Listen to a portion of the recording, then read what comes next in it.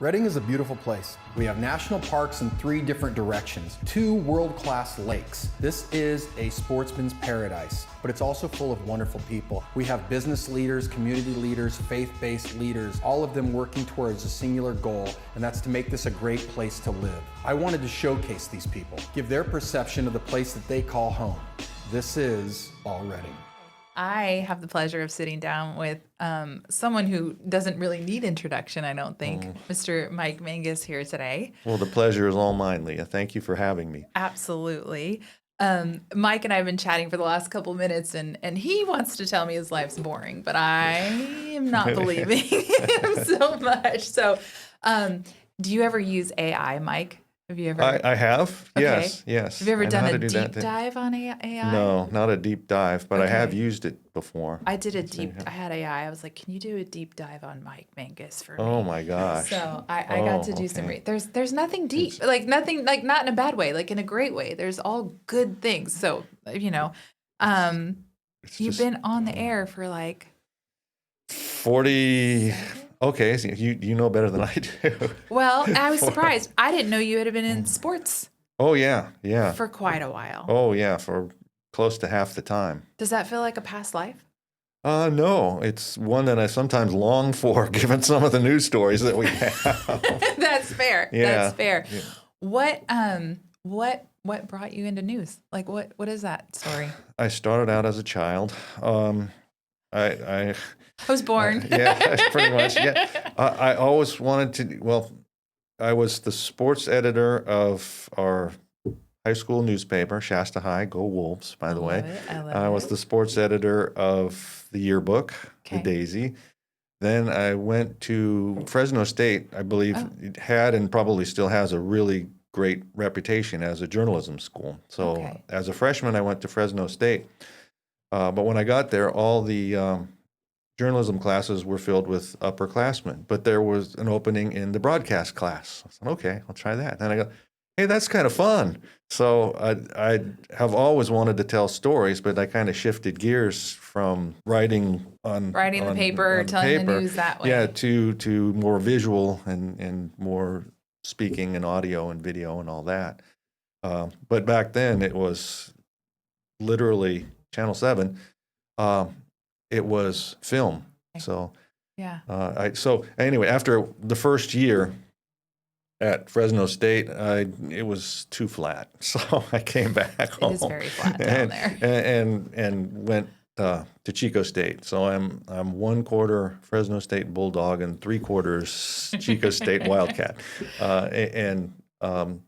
While I was at Chico State, and I'm a big sports fan, so I've always been really into sports. What's your favorite? Did you have a certain sport? Baseball. I'm a Baseball. baseball, yes. Okay. I love it. While I was at Chico State, I just honestly walked into the door at Channel 7, which was located on Pioneer Drive back in the day, and said, hey, I'd like to help. I like to learn. And so, they didn't refuse me free labor. They said yes. Yeah. So I was living in Chico, going to Chico State, but I would shoot sports down there of the schools, Chico High, Pleasant Valley, Butte College, Chico State. Yeah. But I would shoot it on film. And I tell the young reporters at work, there's a saying called film at 11. And Yeah. it really meant something then because I would shoot things on film, literally put it on the Greyhound bus that went from from Chico to Redding, and it would come up here, and then we had a processor, and then they would process the film. So a lot of times, the saying was, here's the story, we can tell you about it, and then we'll have film at 11. That was really true. I know, I think some of us hear that, and we don't even actually know what that means. It's like a wives' tale or something. Yeah. No, it was a real thing. So you did that for like 20 years? Well, I was in Chico for a few years, and but I wanted to come back home to Redding, so eventually transferred back to Redding. And that I was the Chico bureau at the time, which is now has an office and 3 or 4 people in it. At the time, I was one person working out of my apartment until I was able to transfer back to Redding, and then I did news for a while. Okay. I was just waiting, though, until I had the opportunity to do sports. And then when I was able to do sports, and then, for more than 20 years. And then, as we all know, the world is run by consultants. And consultants came in and That's said, who's running the world. I didn't know. Okay. Absolutely. Because the consultants came in and said, forget about sports. It's all about weather. Oh. So that's one of the reasons we still have a lot of weather, and which is like exactly the reverse of me. It's like, okay, it's raining outside. Good. That's the weather. Now let's watch the Giants game. I did not think you were going to say the weather. No, absolutely. But it's not as much as it was, not emphasized quite as much as it was. For a while, it was just severe weather all the time, and run for your lives. And or storm of the year every year. Yeah, or every week or something. Yes. So they told me at Channel 7 I could either do sports by myself or not, because there were 5 of us in the sports department at the time. I was a sports director, had another guy who did like the late news, and we had a couple guys in Chico, and then some people who would help out. Do you feel like that's like how many people did the news has like compacted as things it has, have but changed? not necessarily by design. We just can't hire anybody. Oh, interesting. I think there must be, there are fewer young people going into this line of work. Or So, forgive me if I'm wrong. I feel like too, it's not the word I'm like. It's not usual that a newscaster would stay in an area like Redding for so long, because usually they want a trajectory that we're a market that's a pass through, right? I sat by my phone for years waiting for ABC News to call, and it never happened. Did you so really here though? I Did you am. want that? No, or no. did you choose to? Because you said you wanted to come home, so I wanted to feels stay like back to Redding, and Yeah. I mean, this is a great place we felt to raise our kids and stay here, and my wife and I are both from here, more or less, and grew up here. So we never wanted to go anywhere else. But again, you have to have the opportunity. I wasn't looking, and nobody was calling, so and it was fine. And it's a decision too, right? If you want to try to work for that. Yes. So they said weather. Did you do the weather at all? Ever? Okay. There are like a couple of like absolute total emergency. Like for whatever reason, there was no one to do the weather. So it's probably happened twice in all the 40 whatever years. Because of my sports background, it felt very weird because there's only one number. You say 49ers beat the Rams 29-27, whatever. Yeah. But in weather, it's just Redding 42, Chico 39. There's only one number, more boring. so I can't. No one wins. No one loses. So I would be. It's like, okay, Redding over Chico 42-39. It just felt better. Somebody was winning in that story. Yeah. So, but then you did transition from. Was it consultants that had you transition? Well, it was from the sports consultants to that said news? if you want to do sports, you can do it on your own. And there's just one person can't cover all the high school sports and do that and go on the air, which is our world. You kind of do everything. Yeah. So then I transitioned into news, which has been fun.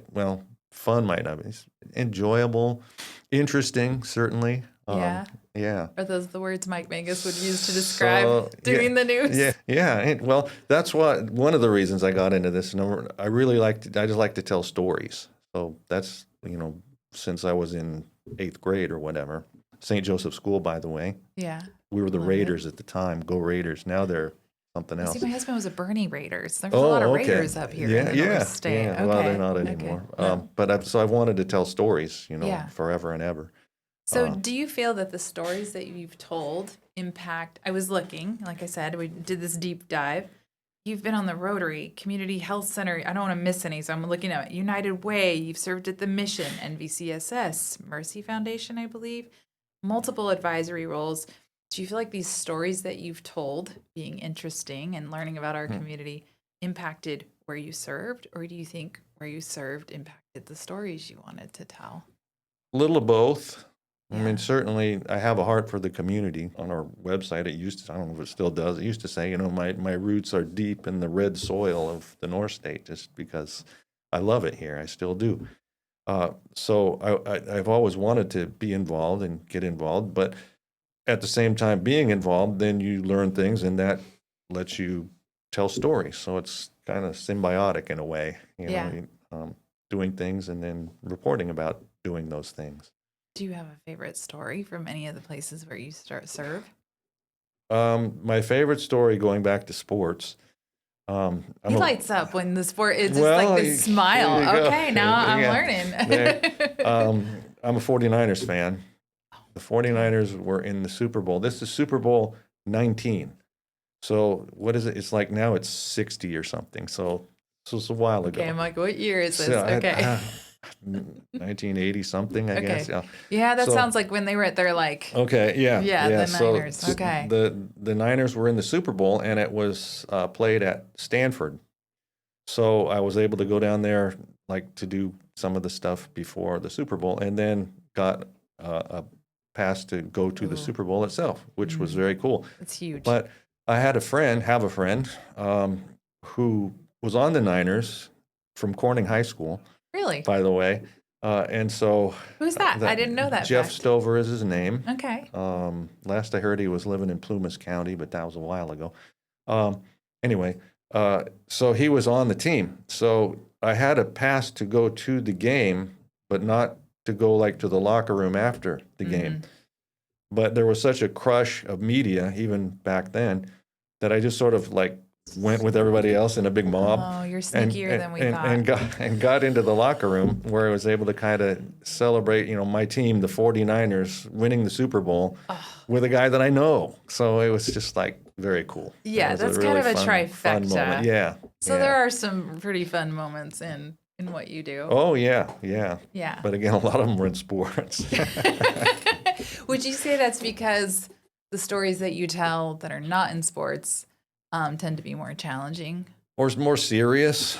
Well, Yeah. there's more, life and death consequences or, things like that. So that and I'm human too, so I have a heart and yet you have to play things right down the line. That's one of the main things I have to do is be fair. I hold that as in the highest level of just being fair, no matter what my own personal opinion is. How do you do that?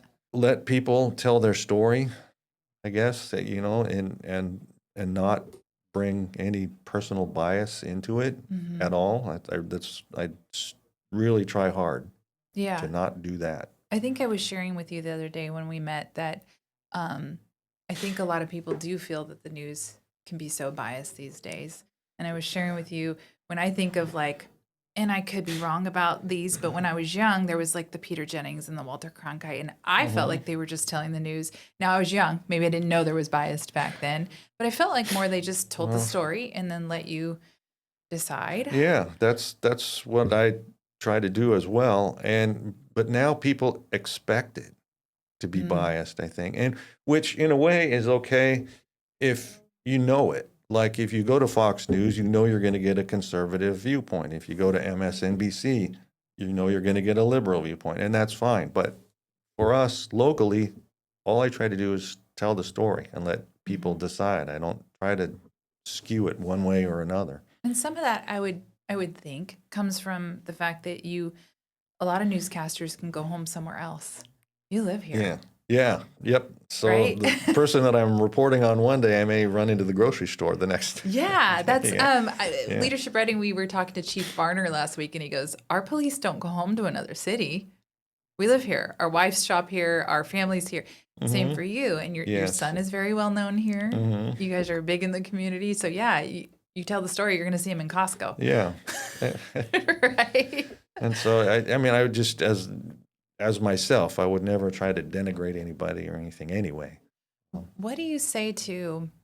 So a few years back, when I went through Leadership Reading, we had another prominent newscaster on Media Day, and when asked, someone in our class said, "Hey, don't you feel a lot of your stories are kind of negative?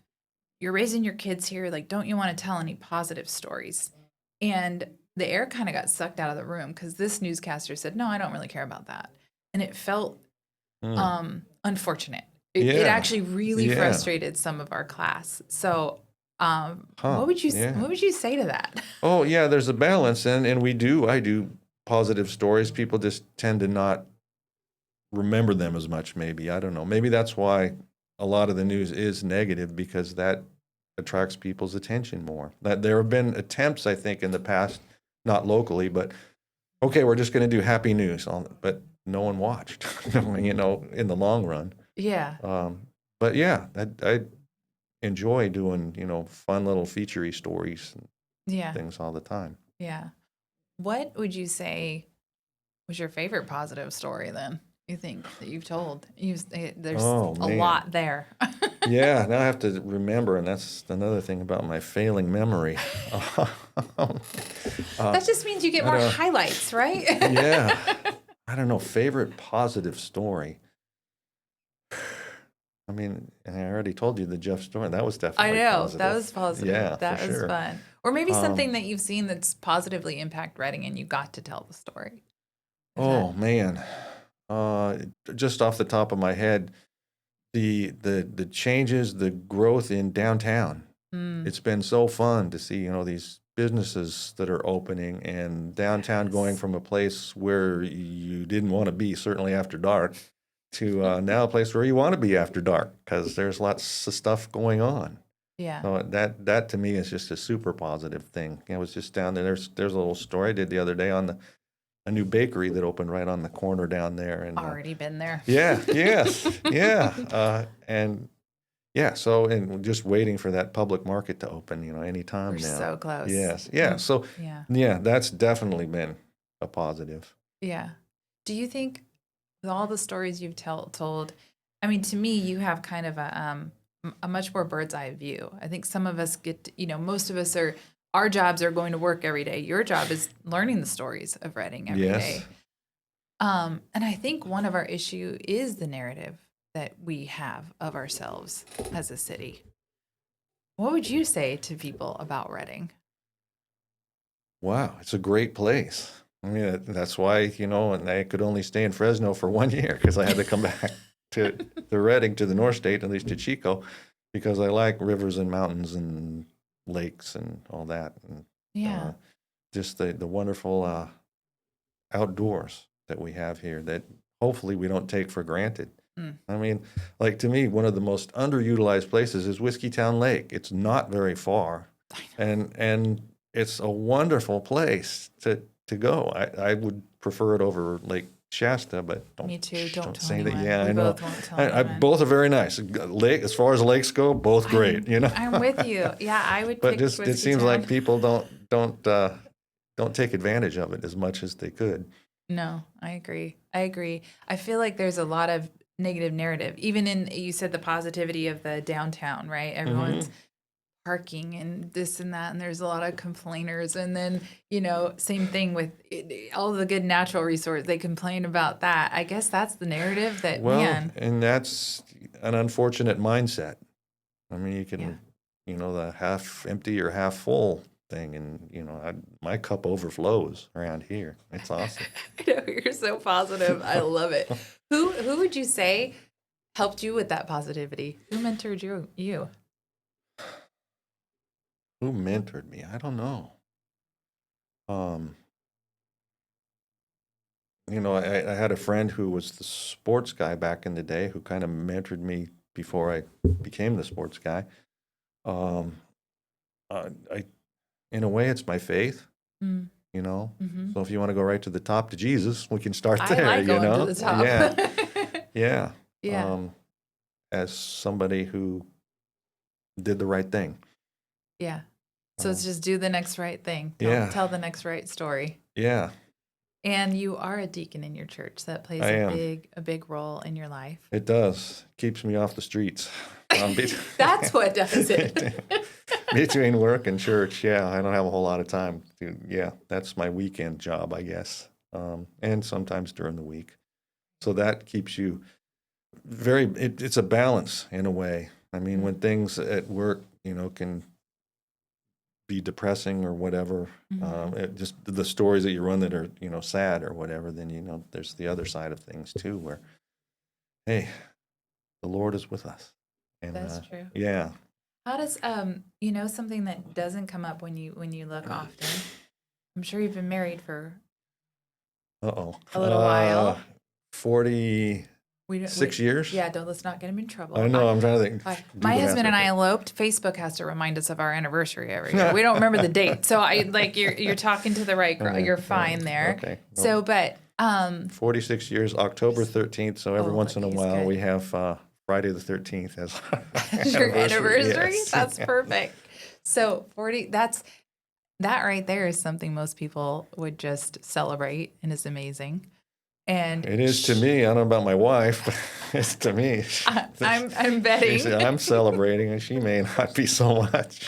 How does she feel about you being in the public eye? Has there been any times you guys have had to balance that over the years? She's fine. She is a teacher and has been for decades. And so sometimes, when we go out, people recognize her more than me. Like, where does she teach? Oh, St. Joseph Elementary.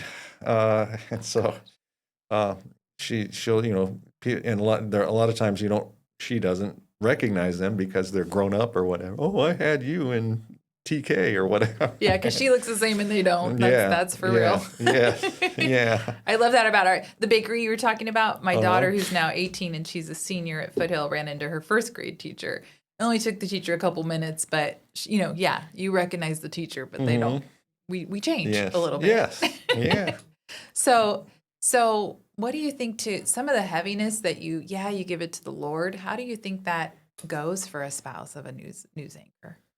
She's good with it. She's the exact opposite. She does not want the spotlight in any way, shape, or form. I have to drag her to things sometimes, and she'll go, but she's just not comfortable at all. And I'm okay. I don't go out of my way to try to do anything, but because of my job, people recognize me sometimes, for better or worse.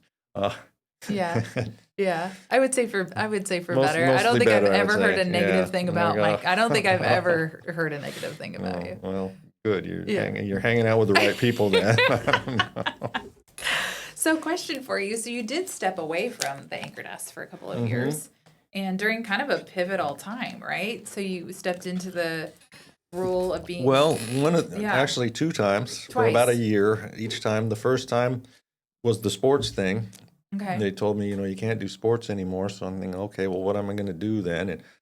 And so I went to work at I don't know if it was Dignity Health then, but Mercy Medical Center anyway. Yeah. In their foundation. But then, and it was fine, but it wasn't the same. And then somebody left, at the TV station, and they said, hey, would you be interested in coming back? And so it's like, well, okay. Yeah. So I did. And then down the road, I had a friend of mine was the president at Mercy Medical Center at the time. Okay. And he said, boy, we could really use some help in this department because we're down a couple people and all that. And so he kind of said, this is kind of what it is. And I said, okay, because my contract was coming up. And I said, all right, we'll do that. But I went there, and he's at the 30,000 foot level. Compared to the people, doing the footwork. So really what he described really wasn't what it was. So it was sort of like, this is not, and the same sort of thing where somebody left at the TV station and they said, hey, you want to come back? I think I remember being in the public and going, he was never supposed to be gone. And it was like, right, that you were back. It was the correct thing. Like, yes, okay, he's back. Yeah, well, all the way around, because it was a good thing. And I'm sure it was a good thing for Mercy, too, because they have great people there and much better than I am at doing that. And, I think you say that kind of thing a lot. Well, because it's true. Was it during the car fire? It was, as a matter of fact. So I was on the other end during the car. So they were at the TV station. They were going wall to wall, like just constant car fire all the time. So there's a lot of time to fill. So they knew the people at work, and so they would call me about what's going on at the hospital, because there was a whole thing where we had to evacuate some babies from there, and just the whole situation there. Getting ready to maybe have to evacuate the hospital. So we were able to do some long form conversation things on the phone or whatever. You were original podcaster. So maybe that was it. Yeah, before there were podcasts, we were doing that. Yes. Wow, I'm a groundbreaker. I didn't even know that. Well, we knew. Yeah, did that to help them fill time and also, to get the word out on what was going on. Yeah. Do you ever look back and wish you had been more on the news side during something like that in our community? That was one of the reasons that I wanted to come back eventually, was because of that. I kind of missed doing the actual news reporting, and I enjoyed that. Here's more positive stories out of a negative. I was able to do a lot of like recovery stories. I had come back by then, so yeah, I got to know Keswick very well. What was left of it. Yeah. And so doing a lot of stories on, people who were rebuilding whatever, The putting their lives resilience back that we together. had. Yeah. So Yeah. that was a lot of positive stories there. Yeah. In the long run, I mean, negative that their house burned down. I know. And Yeah. that's one of those things where you look at it and you're like, why does it sometimes take a negative to create that? I've heard people since say, boy, I wish as a community we could remember how we felt after the car fire. Yep. I've heard that Right? numerous times. Yeah. We could come back together again instead of being so divided. Yeah. What do you think the main thing that is dividing us as a city right now? I'm not going to get into politics. But think you that's just what I did. think. No. Yeah. Well, I think that's the main thing right now. Yeah, I would agree. I would agree. What do you think a remedy for? Well, anyway, if you don't want to get into politics, we won't. I mean, I totally again, get it. And it's the whole can't from your fairness seat. thing. I can't really say one way or another, and Yeah. not that I would, because honestly, I have this weird character flaw of I kind of like everybody. That's fair. Like That's an awesome flaw. so- I don't know if it's a flaw. So yeah, I would never be a politician, because whoever the last person is that I talk to, I'm like, oh yeah. I'll talk to one side and go, oh yeah, that makes sense, and I'll talk to the other side. Oh yeah, I see that. So, But isn't that one of the hard things for the public? Well, and not everyone likes everyone. I kind of tend to be more like you. I sit down, I'm like, oh, I see your side. I see your side. And Yeah. then you're like, well, where's the Yeah. middle? well, there's the middle, but there's also taking a position, and I just don't take a position one way or another. Yeah. Um, But how do we, I tell if people we- I'm Switzerland. you're Switzerland. Yes, it's such. But does Switzerland, well, I guess my question would be then how do we get anywhere, right? Because we have to make some sort of decision. But also, how do we explain the truth in a way to people where they understand where some of these political or not decisions, when they get made, how they're going to impact our city or how they're going to impact us? Where do Well- we find that information these days? I guess I'm just thinking back, the recent Measure A, which you're very familiar with. Yeah. Yes. And so, the stories up to that point were, okay, if Measure A passes, the money's going to go to this and this and this and this. And that's pretty cut and dried. Yeah. But then when it fails, it's like, okay, then we're not going to do that and that and that and that, because it didn't happen. Yeah. So that's just kind of, And that's the saying what's real going news. on. But Yeah. the most of what you hear out there is more the personal attacks on the people trying to make something happen, right? And it's Yeah. like that has Well- nothing to do with the actual measure. yes. And that's the sad part. Yeah, well, that's out of my area of expertise. You don't have to go I don't into have- that. Well, I mean, I'm not involved in any of that, Yeah. the plus or the minus or whatever. I just say, okay, here's the measure, here's what it would do. It didn't pass, okay, so that's. You tell we the move on news. there. Yeah, and that's it. Yeah. And that. And now maybe what's next, okay? Let's look So ahead now what do we at do? it. Yeah. Yeah. Where do we go from here? It's true. And I think I think that's the problem. I think more people go to Facebook or wherever it is they're going Yeah. to grab news, and that's when they get all of that instead Yeah. of just the story. Which is why I don't go on Facebook or anything. I really don't. That's brilliant. Well, I mean, it's not brilliant. It's just that's the and Lord have mercy, I would never look at the comments because any story, any super positive story, I'm sure there are like people figure out a way to say something negative, and Hmm. so I just stay away from all that. And it's probably happening all the time, but I'm blissfully unaware. I think I'm going to take a page out of your book. I'm working on taking a page out of the book. What would you say over your time in the news has been the biggest change in how the news is produced and how it's put out there? to Well, people? okay, I'll rewind back to when we were talking about film. I Yeah. mean, just the actual physical stuff. We went from film and developing film and putting it on a big reel on a projector, and they called it the film run was when we developed the film, and then you had to like literally, okay, here's what you shot on a little reel, and then you take it and you look at it, and then you tear it apart, you tape it down like that, and then you glue it back together. Like, Did you have to do that? yeah, that was part of You the did job it. then. Yes, and then it's put on the film reel for the newscast, so you had to put all the stories in the right order. It didn't always work You were out. just changing what you had to say. It just didn't always work out. Okay, that's what I was wondering. It's much better now. It's much better now. So anyway, so we went to film to videotape, Oh my gosh. which when we started that, it was called 3/4 inch. So the tape was 3/4 of an inch wide. Big cassettes went in a big recorder with a big camera, with a big, heavy, literally a car battery to run it. And it was all on a cart. And I really did feel bad for the poor female reporters that had to like try to lug that around.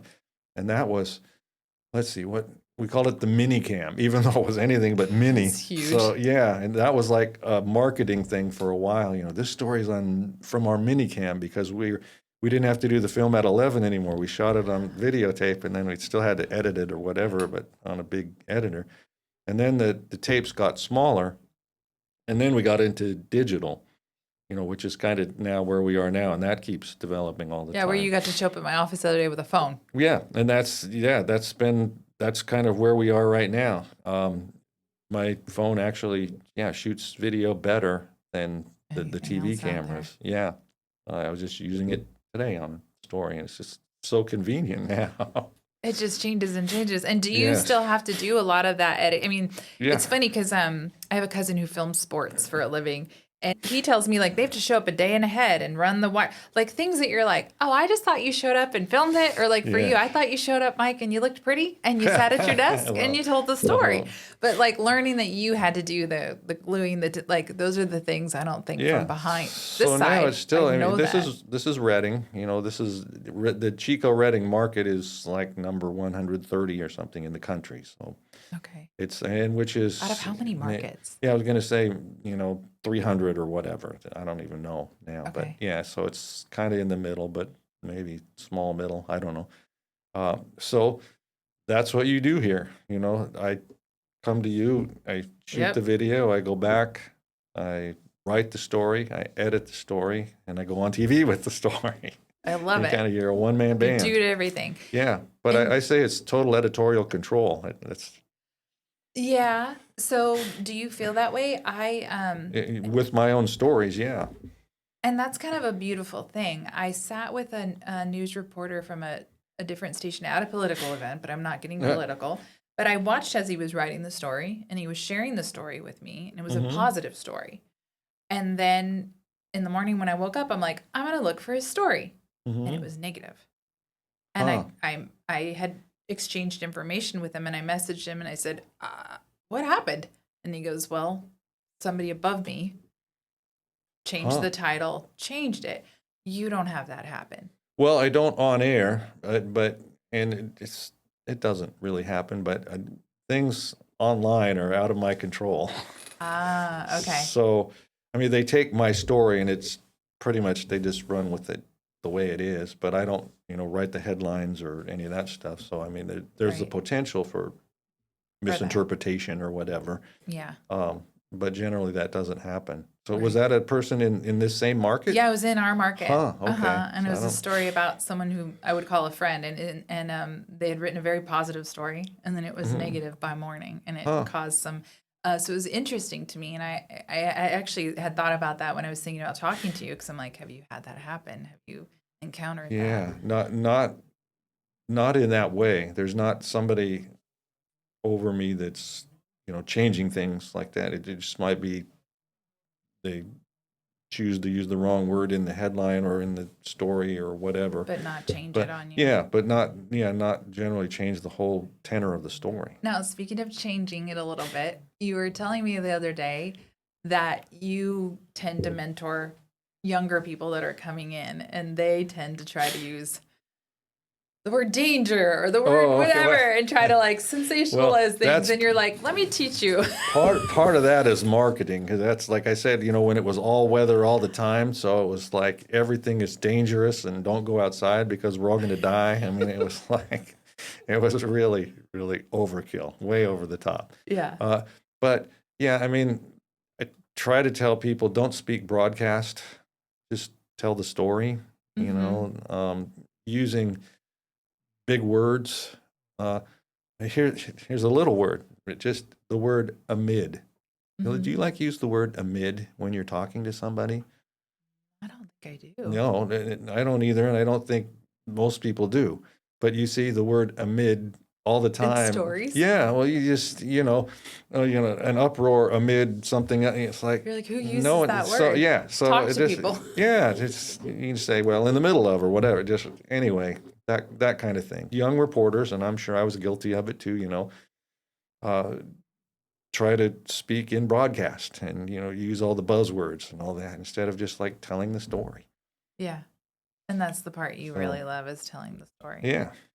Yeah. But in a way that is understandable and isn't like trying to put airs on it or whatever the right phrase. You don't is. throw it into ChatGPT and say, "Hey, make it sound better and make me sound fancy." I would say, you did ask me if I've ever used ChatGPT, and I have, but I'm not for news, not for work. I've never used it there. What have you used it for? Help with homilies sometimes at church. I love it. Yeah. I'm surprised because the majority of us have used it to freshen up our emails, Mike. Yeah. Or like make them sound friendlier when we're not happy or things like that. But I'm getting the feeling you're generally a joyful person. Try to be. I mean, well, I don't. It's not something that I try to do, I guess. I just sort of. It is what it is. I'm generally pretty positive about things. Yeah. Except when the Giants lose, or something like that. It's always back to sports. Or when the Dodgers win the World Series, it's like, oh, I can't stand this. I love it. I love it. And you have a son who's also chosen to kind of be. He's a big figure in Redding. Jake, I feel, has done a great job of being in the spotlight a bit. And just so you know, within the family, he's Jacob. But Jacob. Yeah, he's Jacob. But he became Jake in high school or college or something. And it's kind of stuck outside through world. His chamber days. But within the family, it's Jacob. It's always Jacob. Yeah. How many kids do you have? 3. Okay, and did they all stay in Redding? Yes, one of them passed away. I'm sorry. Yeah. Not quite 2 years ago, and then the other 2, Jake and his sister Michaela, are both. Yeah, she works for Partnership Health with my son-in-law. Okay, she's a nurse. Oh wow. Yeah, and so we feel very blessed that the family's here. They're here. Yeah. Yeah, and so grandkids, right? Yeah, 7 in total. That's awesome. And most of them, one kind of bounces back and forth between Texas and Redding, oddly enough. And then the others are pretty much here. Yeah.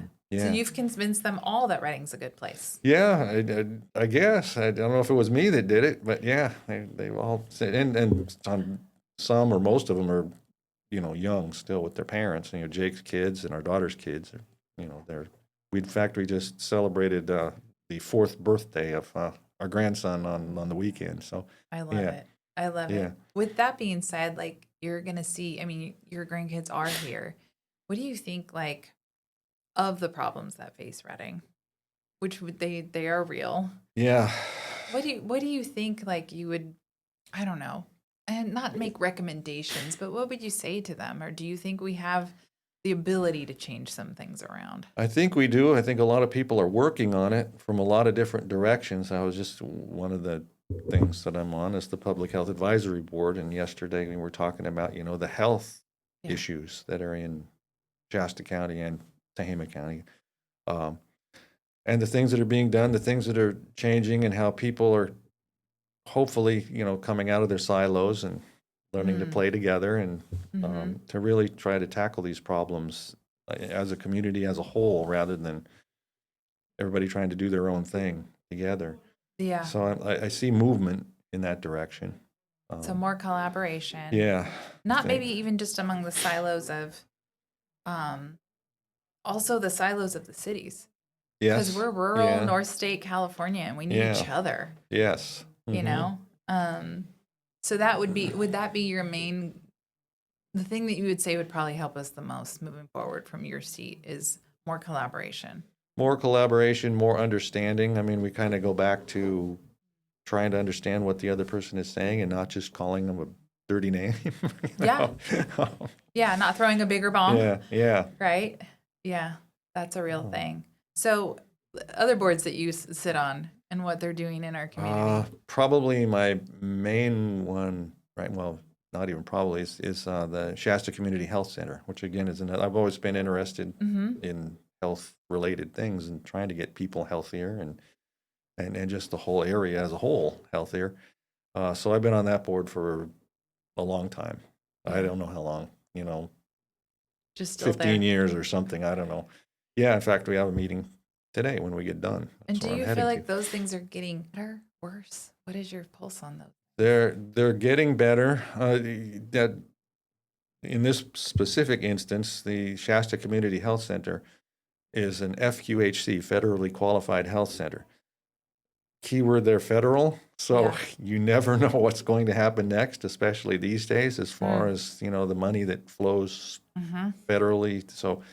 So you have to be very nimble, and thankfully you have a great CEO who's doing well and trying to steer the organization. But yeah, you honestly, day to day, almost, you don't know what's going to happen next on the federal level. Yeah, and I that feel like can the really United affect States is it. this big ship that whoever's in charge keeps trying to like move the way this big Or ship. maybe, everybody's, they're all fighting over the steering wheel. Yeah, and we're just in the middle, right? Yeah. I know. It's so true. But it's interesting that you say that. Even I just learned something. I didn't know that was run federally. Yes. And I think that is one of the things I find intriguing in our community is people not understanding, maybe it shouldn't say anger, but where their frustration is actually based and going to the wrong source with that frustration. Yes. Right? Which trickles down to us as far as when you talk about like TV and bias and that sort of thing. People expect you to be on one side or the other, to take a side, and that's just not what, in my opinion, local TV should not do that. Right. So you feel like you separate. I'm sure Mike Mangas votes. I'm sure he has a place where he makes a decision, but you feel your job is to get out the information and then let people make their own choice. Exactly. Right. Yeah, I'm not trying to influence anybody. Right. Which is what I think way. I hear so many people say they want, So then you wonder, are you getting it where it's available then? Are you watching your local news? Yeah, or are you just on Facebook? It really makes me wonder, like, are you going and finding that? Because I think we're really good as humans at saying it's something we want, but then it's available, we don't go find it. And there's so many news sources and confusion too. And that's it. Sources, consider the source of wherever you're looking. Don't get stuck in an echo chamber somewhere. Yeah. Which I'm afraid happens sometimes. Very much Even so. if you don't agree with it, listen to what they have to say. Maybe you can find some common ground. Which is why, I'm the chair of leadership writing this year, and that's my passion behind it, is that. Okay. Because I love that we pick 30 different people that hopefully are very different to be in the class. And then they do get to hear the issues together and sort it out. So I'll ask you this. Yeah. I've never done leadership writing because everything you do and everywhere you go, I kind of already know, or I already have been there. So I don't know, I don't want to take somebody's spot in the class. Are you going to apply for next year? I think you should. I think you should. Another thing is it takes up a whole work day once a month. Yeah. Once a month. So I can't afford to do that. at work But anyway. you can. You'd be done by 5 o'clock. Yeah, I see, mean, you're going back to, you just show up and sit there. No, No. I'm out shooting my stuff and writing it in no. and all I that know. stuff I know all you day. are. I know you are. Yeah, no, leadership writing, I mean, and the reason that actually intrigues me is I actually had this conversation just yesterday with Todd Jones from the Chamber, and I'm like, how can the Chamber and leadership writing be doing more together, and are we misunderstanding each other's role in our community at all? Is there more we should know about each other? And I think each person that leads something in our community, and you've probably seen this, leads it in the way that they see it, right? Yes. Jake ran the chamber with some things that leaned the way he was interested in running the chamber, and Todd runs it with some things that interest him more. Leaders do that. For me, the passion behind leadership writing is the ability to get 30 people in a room. And like this year's class, we have some people that are police officers to fire people to just all different people, right? People who run nonprofits. But we get them in a room for a weekend and we talk about their differences right out the gate. And then we talk about the things that they're similar in. And by the end of the weekend, they're like, I love everybody here. Because kind of back to the point of the car fire, they've put aside everything else and gone, but we care about Redding. And that's my part that makes me come alive. It's like, how do we have more people have that conversation? But then the field trip days, last Thursday was public safety. So we had our chiefs of police, our chiefs of fire from Anderson, Shasta Lake City, right? Like all around there. And then you get to hear what are they actually struggling with? What things are actually tying their hands in the community? What did they think of Measure A not passing? What is that going to mean to our community? And even though a lot of these people, like my husband works for our assemblywoman right now, he knows a lot of this, but he learned a whole bunch. So it's more that you get these hours with a front row seat asking every question you want, which you kind of have. But I feel like there's a depth to it also because you're sitting with 30 people with very different questions than your own, if that makes sense. Yeah. Anyways, that was I could pitch leadership writing all day. Okay. Well, so I'm thinking, I mean, I did have a chance to do both the Citizens Academy for the PD and for the fire department. Jealous. Which were great, yes. Yeah. And I like them both just the same because everybody asks, which one do you like better? Oh, you have the cops and the firefighters Yes, will always do that. They'll always tease. Yes. And they're both awesome. And They are. both eye-opening. Yeah. I mean, the stuff that What was your do. biggest takeaway from those? From the fire department, it was just everything that they do. They don't just sit around the station waiting for the alarm to go off. They're always doing something, training, and then the whole medical side of things is much more extensive than what I imagined. You don't just go put out fires. You're helping, get people on ambulances and all that. And so that was the biggest thing there. The biggest thing with the police department, the firing range, the gun range. It was just fun. I'm not going to lie. That's real. Yeah. That's real. Yeah. But to your point, I think that's the point. Like learning about you today, like, wait a minute, you used to cut the film and glue it together and then have to tell the story. And I think that's the up close and personal. And we don't think the firefighters are doing all that, right? Yeah. Or we don't think the police officer are doing all that. Yes. And then you hear the truth. And then, Up close and personal. And so I think leadership writing to the point of like, oh, I kind of met all those people. But have you had that experience where you lean in and know what that means? One of my closest friends since leadership writing has become Megan Daly. And we won't get political about it.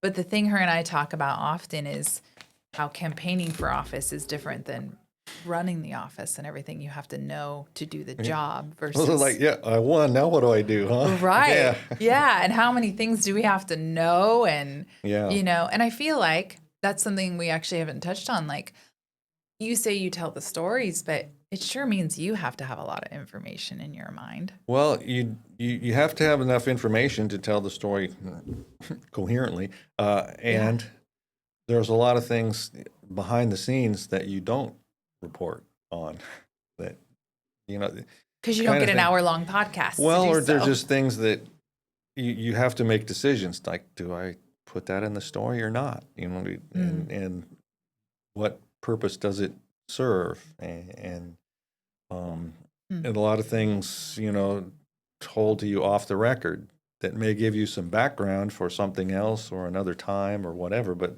you know, you're not doing that story now.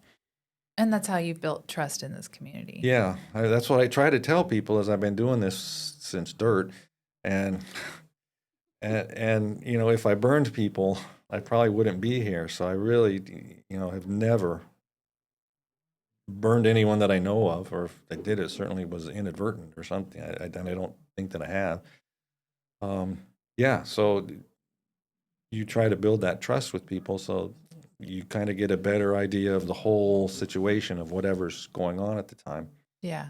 And then make your wisest decision of what needs to be in there to Yeah. tell the story. Yeah. You know, again, with the biases of things, people, oh, you know, well, they won't say you have to say this or you need to say this, but they will give you just their point of view. Well, this is what's really going on. And then somebody else says, well, no, this is what's really going on. And you say, okay, so what is really going on? Well, because the human condition is to take something and where there's gaps, put in our Okay. Yeah. put in our bias, right? Really, right? Yeah.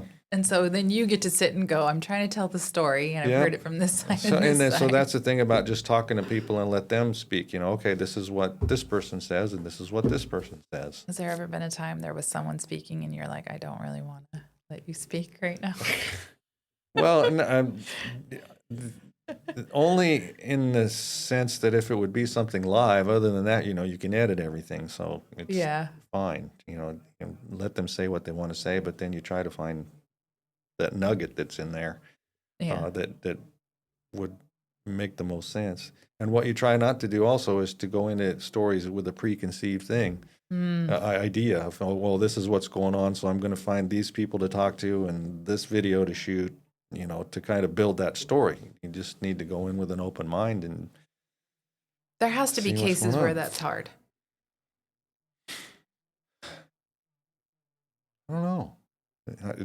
You have a curious don't know. mind. Yeah, yeah, let people give their point of view. I don't go in, you know, things happen, and so you get an idea of, wow, is that really happening? But then you go find out if it really is, or if there is a reason for it too. Do you think you've come to that place, or have you always been that way with the news? As far as I know, yeah. I mean, I don't try to change anybody's mind about anything. Or jump to assumptions too Yeah, quickly? yeah, exactly. Yeah, you know, just kind of let's see what the story is and do that.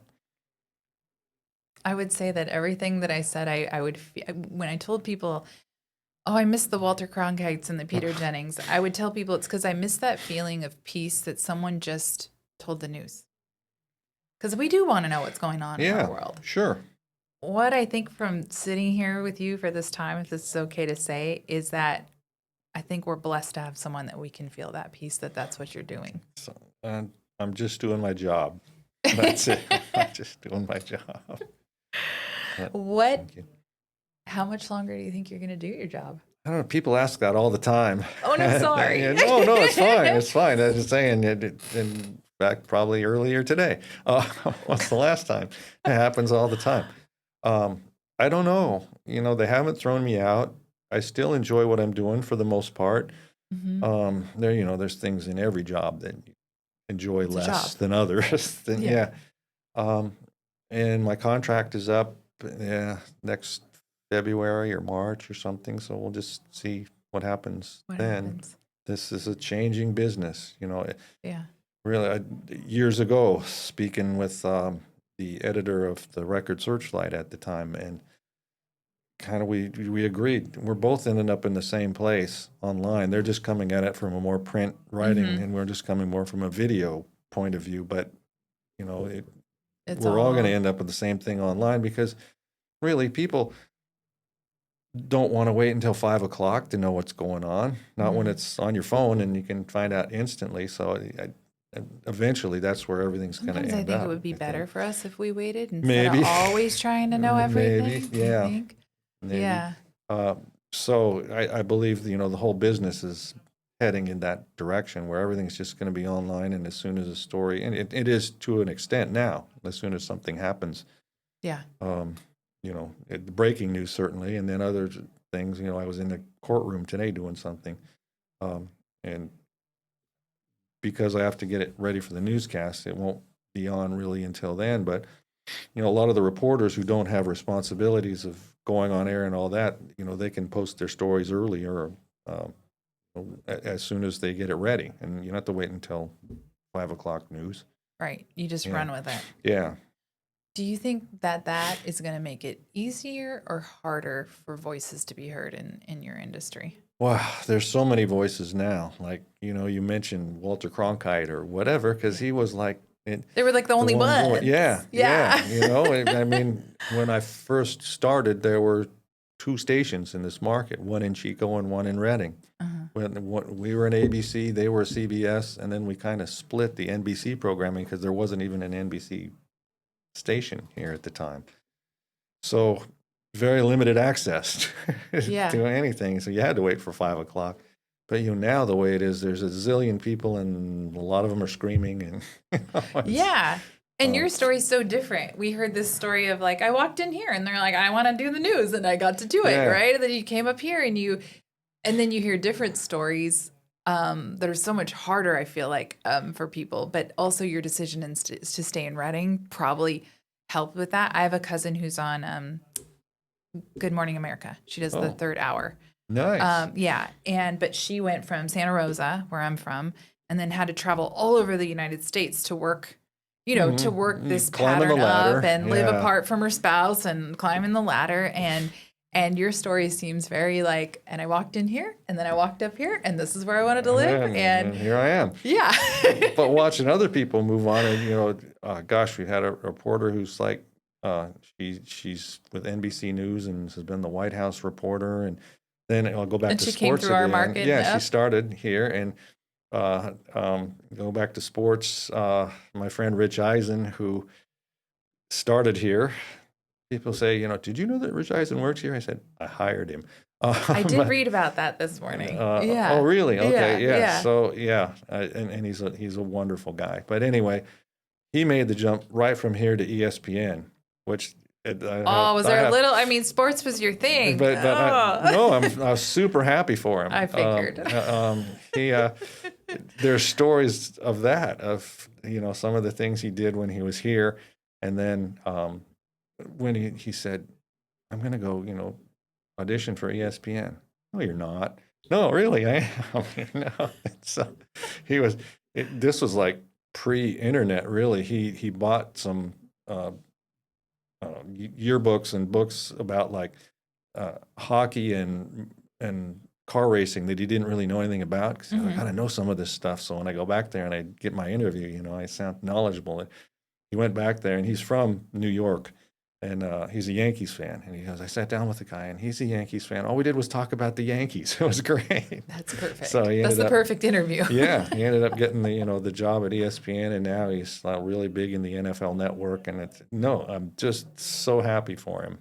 Love that. He's a great guy. I love that. What would be your one piece of advice to someone getting into this industry right now? Run while you can. Honestly, lower your expectations when you know, if you think it's glamorous, it's not. Lower your salary requirements. Because the poor reporters, you know, starting out, I mean, I think most of them, if not all, are subsidized by their parents, just because it's just not a lot of money, you know, when you're really starting out. So just be aware of that. And then, yeah, be curious. You know, I'll grump for a minute, the grumpy guy in the corner. They're so reliant on online stuff instead of making personal connections. Yeah. So that's my advice to them, which who knows if any of them ever take it, is get involved in the community and learn about things and about people, and not just go online and say, oh, look, this is going on. You know, can I go cover this? You know? Right.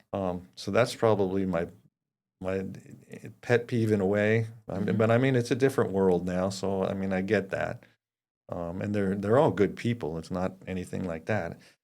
Just I back in the day, to a degree, and we would say, go join the 2030 club or something, you know, so you get to know people and you get to know what's going on. And, you know, for some of the reporters, they're just ready to climb the ladder. So they'll be here, you know, Monday through Friday, and then they're going to the Bay Area or Sacramento on the weekends when their days off, you know, and That's coming back. really where they're trying to go. Yeah, you know, so they're not really invested in, and you know, I get that too, especially if they're from one of those areas, you know, but yeah, to get involved and get personal connections, because when you go out and you talk to somebody, you may get ideas for other stories. They'll say something about something else. You go, oh, I didn't know that. And then instead of just going, you know, here's a news release or here's you know, something online, and I'll just go do that and call it a day. It, yeah. Right. Instead of coming up with something original. Yeah. What would be your one advice to someone who has an issue or something they want to be heard? You know, contact us. Don't do it by phone because the phones I don't even have a phone on my desk. I haven't had one in years on my desk. Yeah. So, email us. If you know somebody that you can text them, that's even better. But at least we get, you know, lots of emails, but those are all read unless something disastrous happens, and then we don't. What happened lately? Something happened, and we just like had to shut the phone down, or you know, just put it on auto answer, and the phones just blew up. Oddly enough, you're not going to be heard by calling. It's better if you send an email. It's probably the best way. Any last words? No, just thank you. This has been really fun. I don't know that. See if the number of clicks you get gets into the double digits or not. I don't know. Well, I think Redding's lucky to have you. Yes. You're very kind. I'm just lucky to be in Redding, really. That's what it is. That's what we like hearing. And I appreciate you taking the time to do this. Yeah. Absolutely. Thanks for coming. Thank you. I know he's got stories to do and things to clip. So. I do, yeah. That's it. Not tearing up film, though. No more. All right. Awesome. Thanks, Leah. Thank you.